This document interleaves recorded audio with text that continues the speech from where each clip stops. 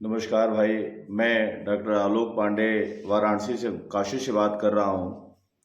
आज हम गया आए हैं, बिहार की एक मोक्ष की नगरी, पवित्र नगरी, जहाँ आदरणीय श्री मोदी जी का आगमन कुछ दिनों पहले हुआ और पूरे विश्व में यह मोक्ष की नगरी के रूप में जाना और पहचाना जाता है। आज हम इस नगरी के बारे में कुछ जो गुप्त बातें हैं, जो गुप्त कहानियां हैं, उसके बारे में आप लोगों से बात करते हैं। वास्तव में गया जो है, गया एक मोक्ष की नगरी क्यों माना जाता है, इसके पीछे एक मान्यता है। प्राचीन काल में एक बहुत विशालकाय राक्षस था। उसका नाम था गयासुर।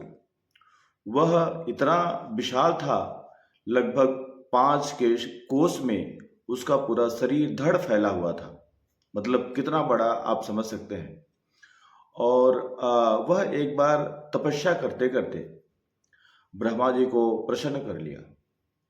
और प्रसन्न करने के बाद आश्चर्य की बात है, ब्रह्मा जी प्रसन्न हो गए और उसने ब्रह्मा जी से वरदान मांगा कि इस दुनिया में पाप भी बहुत लोग करने वाले हैं, बुरे भी बहुत लोग कर रहे हैं।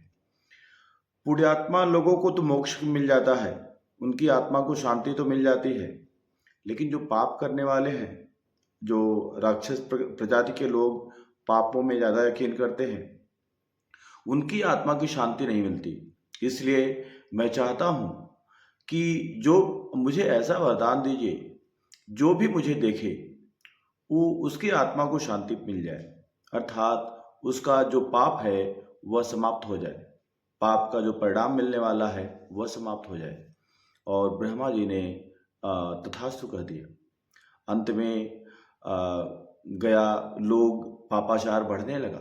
चारों तरफ पाप करने वाले लोग पाप करते थे और गयासुर का दर्शन कर लेते थे, पाप उनका समाप्त हो जाता था।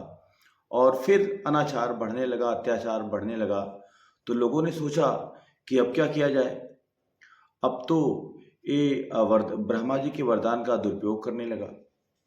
तो देवताओं ने एक युक्ति निकाली और उन्होंने गयासुर से कहा कि मुझे एक ऐसी क्योंकि गयासुर बड़ा दानी भी था। गयासुर से बोले कि मुझे एक ऐसी जमीन दीजिए जहाँ पे मैं यज्ञ करना चाहता हूँ और पूरी सृष्टि इससे शांति में रहेगी, पूरी सृष्टि का कल्याण होगा। तो एक और उसके लिए शर्त रखी गई, वह जमीन पवित्र होनी चाहिए। तो गयासुर कहने लगा कि मेरे शरीर से पवित्र तो कोई चीज है ही नहीं, और इसलिए आप लोग हवन मेरे शरीर पे कीजिए।